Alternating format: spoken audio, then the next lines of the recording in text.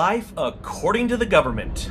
You're born. Your parents now have $200,000 they need to invest into the economy over the next 18 years in order to raise you. You go to school, where you learn the basics of life, math, reading, science, and history through the eyes of progressive propaganda. You will learn things like Woodrow Wilson was one of the greatest presidents, presiding over the creation of the Federal Reserve, IRS, and America's involvement in World War I in order to make the world safe for democracy. Warren Harding and Calvin Coolidge, who avoided the Great Depression of the 1920s, will be completely ignored. Why? Because when economic imbalances struck the nation, they did nothing, and the free market corrected the imbalances despite having a central bank. However, Hoover, who raised taxes and expanded government, will go down as the free market president who caused the Great Depression. Please ignore the fact that after the New Deal program went into effect, the nation still had an average unemployment rate of 18% even in 1939. Next, you will learn that the Democratic Party is the party of peace, despite being led to war by Wilson, Roosevelt, Truman, Kennedy, Johnson, and Clinton with no UN approval.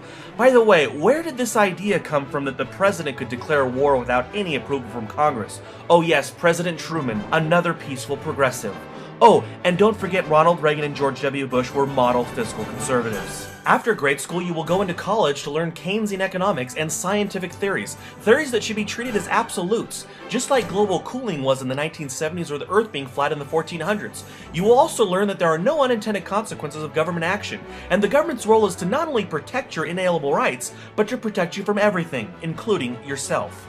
After you graduate with $21,000 of college student loans, you will learn that according to the BLS, you have a 39% chance of actually making more money than a high school graduate who didn't spend 4 years racking up student loans. That's right, you may fall into the 61% category, where you end up making the same as your friends who skipped college. But remember, the important thing to do is stick to the plan. Go to school, get good grades, and if you're lucky, you can find a company to work for that will take care of you. You know, health benefits and stock options. Now, around the age 25, you will get married. Between 26 and 28, you'll have a child and your own $200,000 commitment for the next 18 years. At age 32, it's time to buy a house, or realistically rent a house from the bank.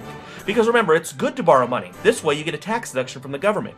In fact, if you find yourself in a position where you can't afford to rent a house from the bank, the government will assist you, just as they did in college. This way, the person or the bank selling the house to you doesn't have to lower their price. The government will be happy to guarantee your loan or even completely fund it if necessary. By your mid-40s, your children are now entering their teenage years. The government likes this because you are now reaching your peak spending habits. Your teenagers are eating more than they ever have. They need a car, auto insurance, college money, and date money. Money that you already pay taxes on is finally entering the economy at a much more rapid rate in order to get taxed again. That's right, first the government taxes your paycheck, then they tax it every time you spend what's left. Oh, but don't forget to max out your IRA. This way Wall Street has plenty of buyers for everything they want to sell. Now that your kids are leaving, it's time to think about retirement, and if you're the average American, then that will probably be the extent of your retirement. Thinking, a lot of thinking. If you're average, then you probably have roughly $2,000 saved or less in retirement savings.